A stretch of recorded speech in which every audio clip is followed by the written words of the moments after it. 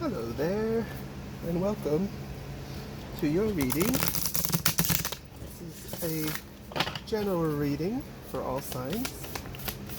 On this beautiful day, we're out here in the tarot tent. I got called to do a message with the Sacred Forest and the Woodland Warden's deck. And we'll take a piece of advice. Okay, coming out first is change, and a fly just flew by my face. With dragonfly coming out first. So simple reading. We're just going to do opportunities, challenges, and advice. We'll take advice and, like I said, with the crystals as well. We're going to get 3 cards from each, just to get a full picture. Oh, beautiful. Yeah, look at that at the bottom. Can we see? So I have my my phone set up on a tripod, and I can't really see because it's so bright in the tent. So hopefully this is capturing well. But speaking of brightness, with daffodils and new beginnings, like the yellow and 1 being significant, right? With this, oh, it's a fairy card. I'm like, with the fairy. With the daffodil fairy, this is literally telling me that, like, spirit is coming in and hand delivering you a fantastically bright and shiny new beginning for you to enjoy. And this is also being reflected in the cards. And so with this being at the bottom of the deck, I would say that you might be starting to feel a little bit of that, energy creeping in, or flying in, I should say. And so just to sort of review, wow, we have some really significant numbers, and I just got the chills seeing them out on the deck, or out on the table right now. So first, in our opportunities with Dragonfly Spirit, and I'll show you the cards closer after I get these other ones out. But first, with Dragonfly Spirit, we have change, like the dragonfly undergoes a metamorphosis. So do tadpoles. So does the lotus flower that is on this card as well. There's significance around waterfalls. So your opportunity this week is around change, but it's good change. And it looks like you're going to not only be protected in this change, with it being at number 44, divine protection, but this change is going to be a catalyst for, or is going to facilitate your growth in some way. And it's funny, or it's fitting, I should say, that growth is in the challenges position, because not all growth feels good, right? And let's see if, okay, I can sort of see that. But not all growth feels good, and you can kind of see this staring off into space look on her face, like she's half where she is, half in reality with that one eye open, but then also somewhere else with that one eye closed. So you're going through some sort of growth. Oh, wow. You're going through some sort of growth, and I just stopped shuffling for a second to speak. And at the bottom of the deck is literally metamorphosis, which I just finished saying with the lotus and tadpole and frog analogy. But what the good news is, or what the advice is, to sort of lean heavily into this growth, because this growth is meant for your, or is part of your life path in a very significant way. So 37 to me, just realizing right now that it adds to 10, which is completion or fulfillment. But 37 to me has been a number that's been following myself, and it seems like the Virgo collective, around quite a bit recently.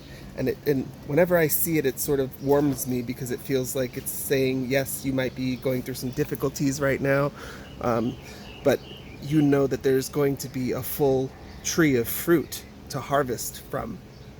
You know that this is part of what sort of needs to happen. And so 37 for me personally has sort of been that reminder number that I see whenever, my spirit guides want to just give me a little extra nudge.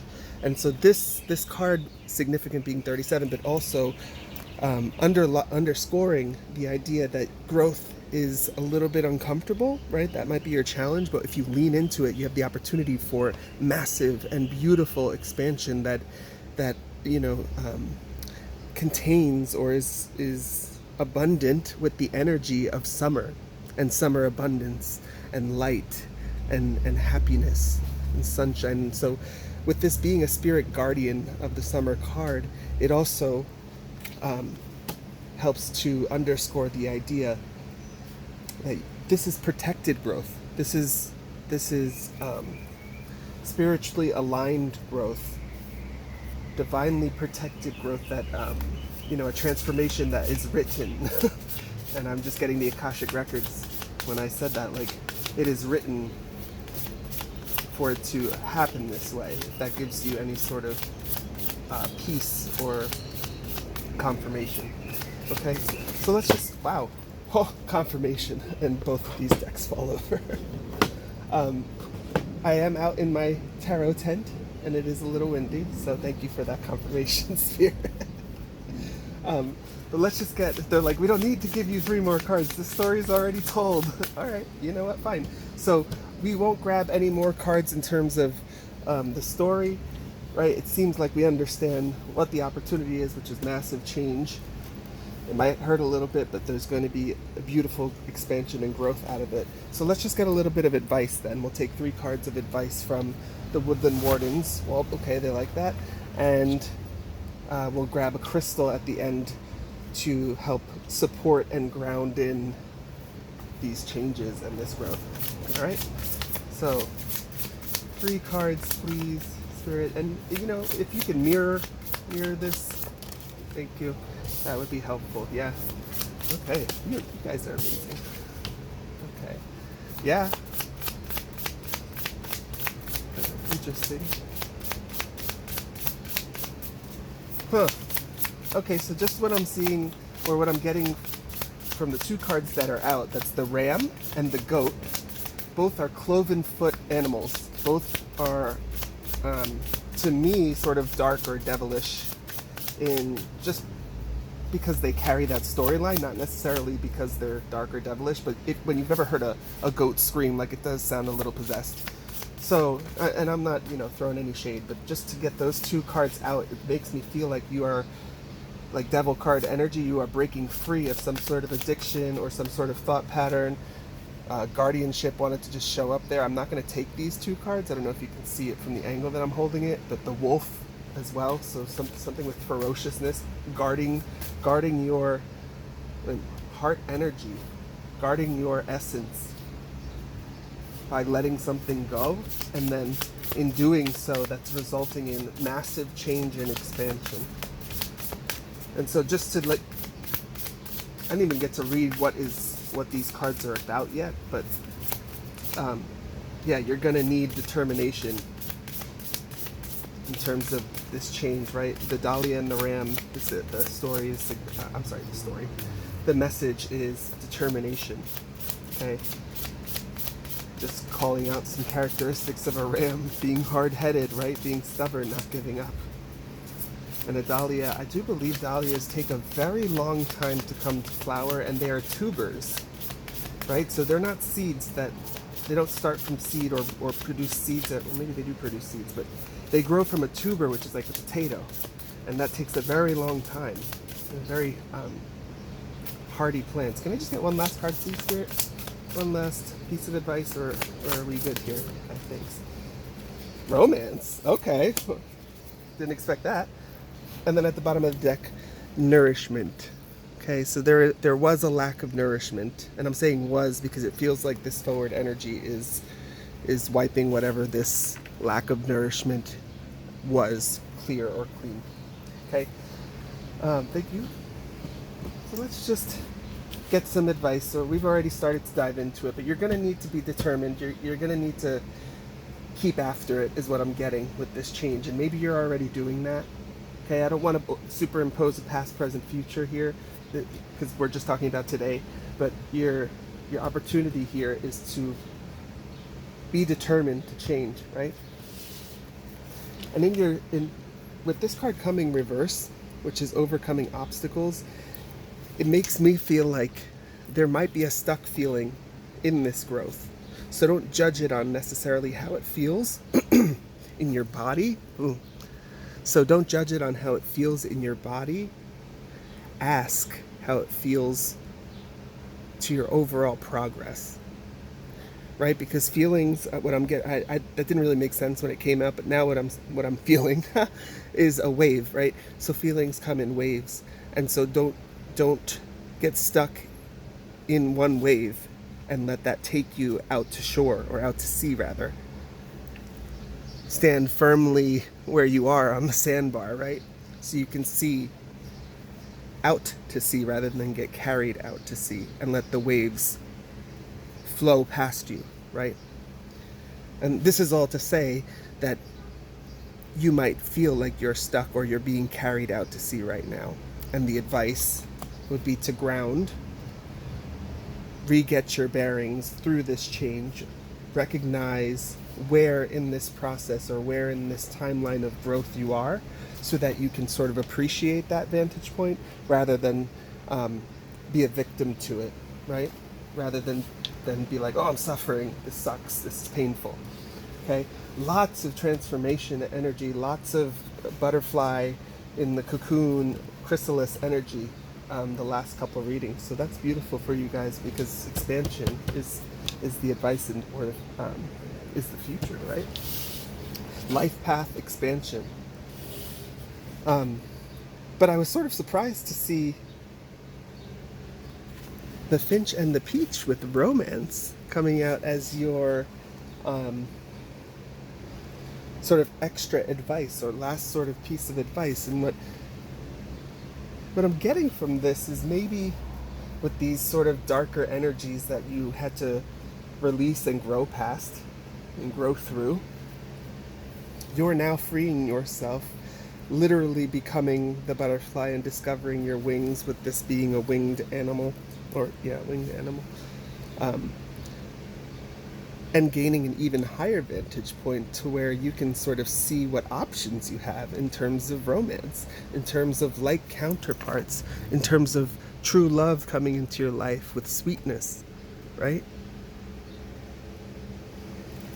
Beautiful. Oh, and it's very significant here. Didn't even realize that both of these have fruiting trees. This might even be a peach tree and a bird in the card. So that's a confirmation as well. Beautiful. Okay. So say hello to my little gnome friend who's watching over the crystal deck. This is a wonderful message, yeah. We are more prepared for change and growth when we know it's coming. And whoever is watching this message, you are probably already intuitive and you already feel it. And you probably also have felt that maybe you let a wave of emotion sweep you off your feet and start taking you out to shore. And so you were seeking some sort of guidance, and hopefully this message will give it to you to say, hey, this water isn't that deep actually. Let me put my feet back in the sand, head back to shore, get my vantage point again, complete my transformation, and then start soaring like a seagull so I can find my mate, so I can find my abundance, my summer abundance, and expand into what's really meant for me. Beautiful, beautiful, beautiful. This message is probably like 15 minutes long, sorry. Meant to be just a quick one. But let's just get one card to help us through this expansion. Okay? One card, one crystal energy to help us through this expansion, please. And thank you so much for this wonderful message.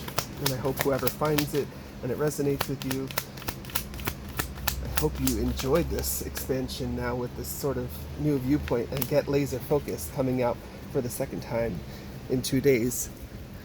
When I read this yesterday, I read it the same way, 14:14 on the clock.